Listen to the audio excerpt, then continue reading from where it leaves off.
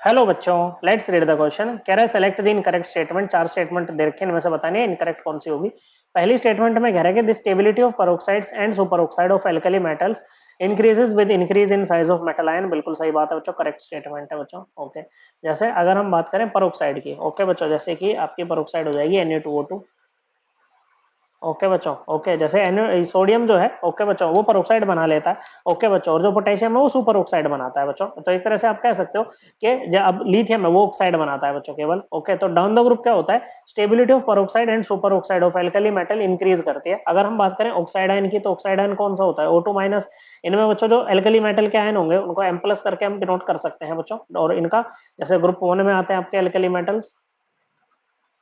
Okay बच्चों, lithium, sodium, potassium, rubidium, caesium.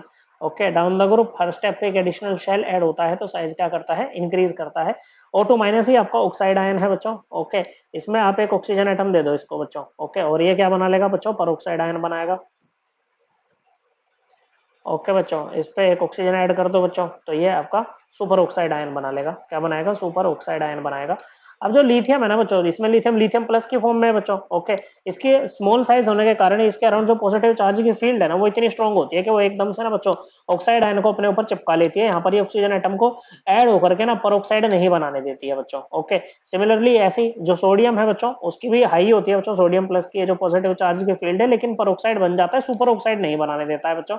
Okay, और जो फर्दर है जैसे के प्लस है, आरबी प्लस है, सीजियम प्लस है, इनकी वीक होती है पॉजिटिव चार्ज की फील्ड, तो यहाँ पर सुपर ऑक्साइड आयन तक बन जाता है बच्चों। ओके बच्चों, तो यहाँ पर क्या है बच्चों कि डाउन द ग्रुप जो है वो आपकी पेरोक्साइड की और सुपर ऑक्साइड की स्टेबिलिटी इंक्रीज हो रही है बच्चों। ओके, और हो क्या रहा है बच्चों कि जैसे जैसे बच्चों हमारा यहाँ पर क्या हो रहा है बच्चों, डाउन द ग्रुप जा रहे हैं तो साइज क्या कर रहा है, इंक्रीज कर रहा है। और यहाँ पर भी जब हम ऑक्साइड से सुपर ऑक्साइड की तरफ जा रहे हैं ना, तो साइज क्या कर रहा है, इंक्रीज कर रहा है। तो जो लार्ज साइज के एनायन है ना, उनको लार्ज साइज का कैटायन क्या कर रहा है, स्टेबिलाईज कर रहा है बच्चों। ओके, तो ये वाली स्टेटमेंट भी हमारी करेक्ट होगी बच्चों। एक ही रीजन की बात कर रहा है बच्चों।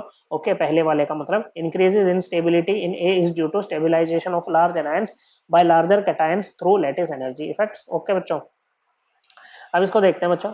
ये कह रहा है कि NaOH does not absorb water from atmosphere. ये स्टेटमेंट इनकरेक्ट है, क्योंकि NaOH जो है ना वो एटमॉस्फेयर से वाटर को एब्जॉर्ब करता है बच्चों। इसको बोलते हैं कि NaOH का नेचर कैसा है, डेलिक्विसेंट है बच्चों। ओके, ये एटमॉस्फेयर से वाटर को एब्जॉर्ब करेगा और उसी में डिसोल्व हो जाएगा, तो ये हमारा आंसर होगा बच्चों। फिर कह रहा था low solubility of lithium fluoride is due to its high lattice energy, whereas low solubility of caesium iodide is due to its smaller hydration energy. Okay बच्चों, तो ये स्टेटमेंट भी करेक्ट है बच्चों। ओके, तो देखो यहाँ पर फ्लोराइड की बात हो रही है बच्चों। ओके, लिथियम की फ्लोराइड है। ओके बच्चों, और यहाँ पर ले लो सीजियम की फ्लोराइड।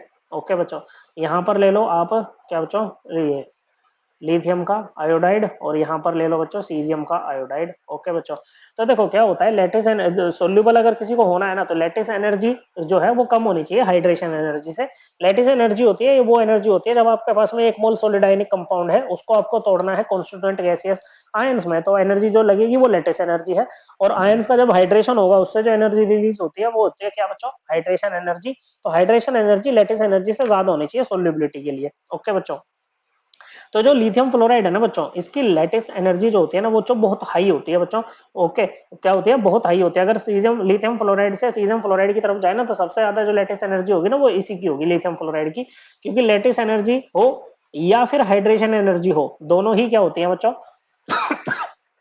सॉरी बच्चों, चार्ज के डायरेक्टली प्रोपोर्शनल होते हैं और साइज के इनवर्सली प्रोपोर्शनल। तो चार्ज तो सभी में सेम होगा बच्चों, 1 यूनिट का पॉजिटिव चार्ज। ओके बच्चों, क्या होगा, 1 यूनिट का पॉजिटिव चार्ज होगा बच्चों, और साथ में फ्लोराइड आयन है बच्चों। ओके, सिमिलरली यहां पर भी ऐसे ही होगा बच्चों। ओके, और साइज क्या होगा बच्चों, लिथियम प्लस का सबसे कम होगा, तो लेटिस एनर्जी इसी के लिए सबसे ज्यादा होगी। और सिमिलरली बच्चों इसकी हाइड्रेशन एनर्जी भी सबसे ज्यादा होगी बच्चों, लेकिन इसकी लेटिस एंथैल्पी बहुत ही ज्यादा होती है बच्चों, लेटिस एनर्जी बहुत ही ज्यादा होती है, जिसके कारण ये इनसोल्युबल रहता है बच्चों। ओके, अब CSI की बात करें तो इसकी लेटिस एनर्जी भी कम है बच्चों, और हाइड्रेशन एनर्जी भी कम है बच्चों। ओके, क्या होगी, हाइड्रेशन एनर्जी भी यहाँ पर कम होगी, लेकिन हाइड्रेशन एनर्जी इसकी बहुत ही ज्यादा कम होती है, जिसके कारण ये इनसोल्युबल रहता है बच्चों। ओके, सो ये कहो इसके सोल्युबिलिटी जो है वो कम होती है, तो ये स्टेटमेंट भी करेक्ट है। So correct answer will be option 2। हमें इनकरेक्ट स्टेटमेंट बतानी थी। आई होप आपको एकदम क्लियर हो गया होगा। थैंक यू बच्चों।